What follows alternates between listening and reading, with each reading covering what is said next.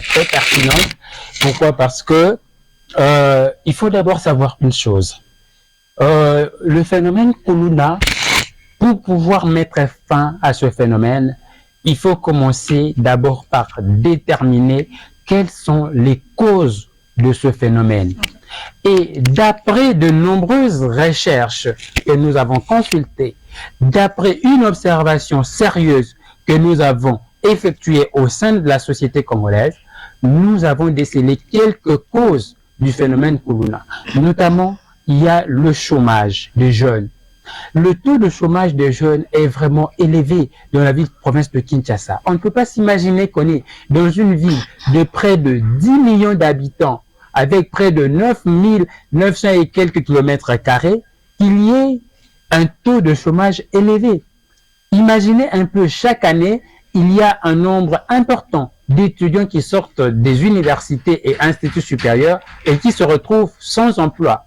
Alors, tous ces jeunes-là, pensez-vous que tous ces jeunes-là vont vraiment rester bras croisés et se dire, bon, on va rien faire? Il y en a de ceux-là, non seulement par le chômage, parce que le chômage n'est qu'une partie du problème, ok, n'est qu'une partie de l'explication du problème. Il n'y a pas que le chômage, mais il y a aussi les défis socio-économiques de notre pays et précisément de la ville-province de Kinshasa.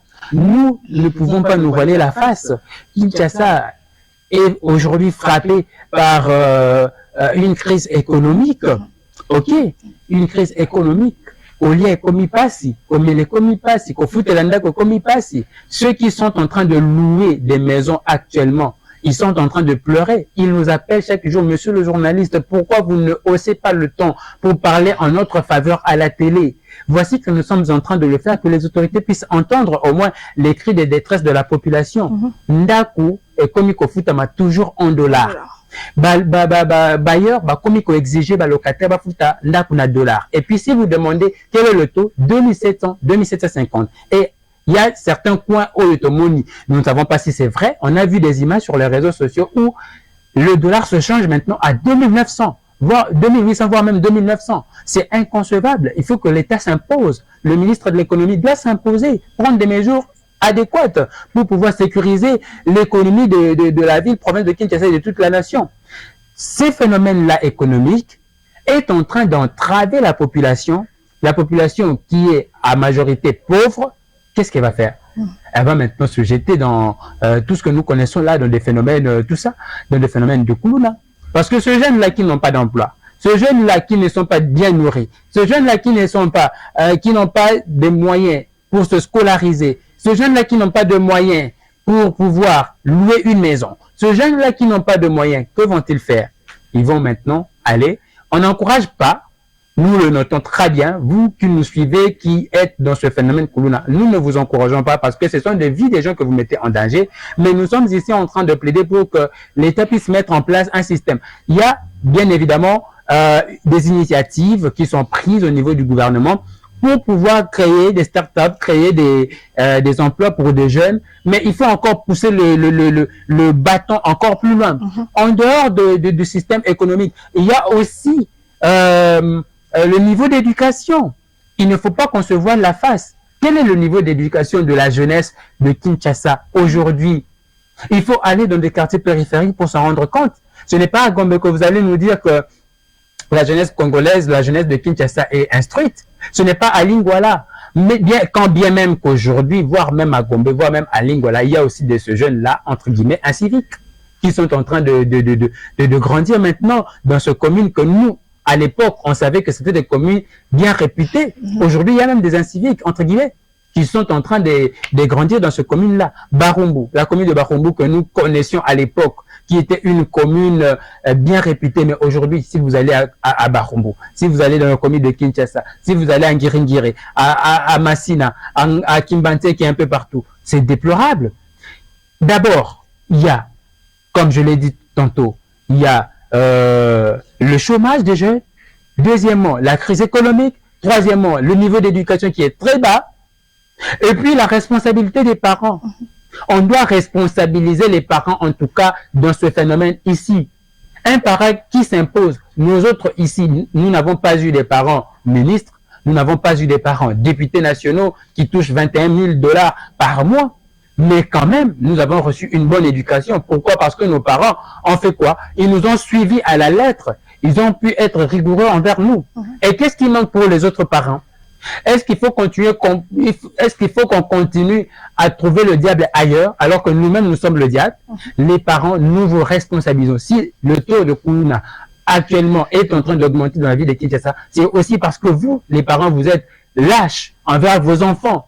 Ce n'est pas dit que non, si vous avez de l'argent, que vous aurez bien éduqué vos enfants. Non, l'argent n'est pas égal à l'éducation ou soit à la bonne éducation. Il y a de ceux-là qui ont de l'argent, mais dont les enfants aussi sont mal éduqués. Excusez-moi. Il y a aussi de ceux-là qui n'ont pas d'argent, mais dont les enfants sont très bien éduqués. Excusez-moi. Alors, c'est la responsabilité des parents aussi. Vous devez vous imposer. Donc, après avoir déterminé toutes ces causes, il faut maintenant s'attaquer au vrai problème, le phénomène Kuluna. Il faut d'abord savoir comment est-ce que ce phénomène se pratique. Ce Kuluna, ils agissent comment? Comment est-ce que ils arrivent à opérer, c'est-à-dire leur mode opérationnel, opératoire, le modus operandi des Kuluna. C'est ce que les autorités politico-administratives, policières doivent connaître d'abord. Vous savez, parce que dans la ville de Kinshasa, actuellement, je parle sous réserve, entre guillemets, il y aurait voire même des jeunes, jadis Kuluna, qui ont intégré les services de police. Là, je donne aussi un autre travail au général Kilimbalimba de mener des enquêtes pour déceler ce réseau mafieux, parce qu'il y a des appels un peu partout, les gens qui nous appellent de certains cafés pour nous dire, mais jeunes, qui est, Azalaki Kuluna, mais ta tenue. Ce sont ces mêmes jeunes-là, entre guillemets, qui étaient des Kuluna, et qui sont maintenant porteurs des tenues de la police nationale congolaise, qui ternissent justement l'image de la police congolaise. Et nous, lorsque nous allons parler, les autorités vont s'attaquer à nous pour dire que non, nous sommes en train de faire une campagne de diabolisation contre la police. Non, non, on n'est pas en train de faire, mais on est en train d'alerter justement les autorités pour qu'ils prennent des mesures nécessaires, adéquates pour pouvoir sécuriser la population. Vous verrez que ce même, entre guillemets, anciens communes qui ont maintenant aujourd'hui des tenues, ils vont maintenant commencer à s'attaquer à la population. Il y a de nombreux, le général Kilimbalimba devrait le savoir, il y a de nombreux agents de la police actuellement qui ne sont pas matriculés, qui n'ont pas de salaire, et qu'est-ce que nous pouvons attendre d'eux? Le phénomène Kuluna est en train de s'agrandir encore plus. Pourquoi? Parce que, entre guillemets, il faut qu'on se le dise aussi, on devrait réactualiser le fichier des agents de la police nationale congolaise, savoir qui est policier, qui n'est pas policier, et savoir qui doit être policier. J'encourage parce que lorsqu'on recrute, il y a des tests qui sont effectués, mais il ne faut pas s'arrêter seulement à ça, parce qu'il y a des tenues.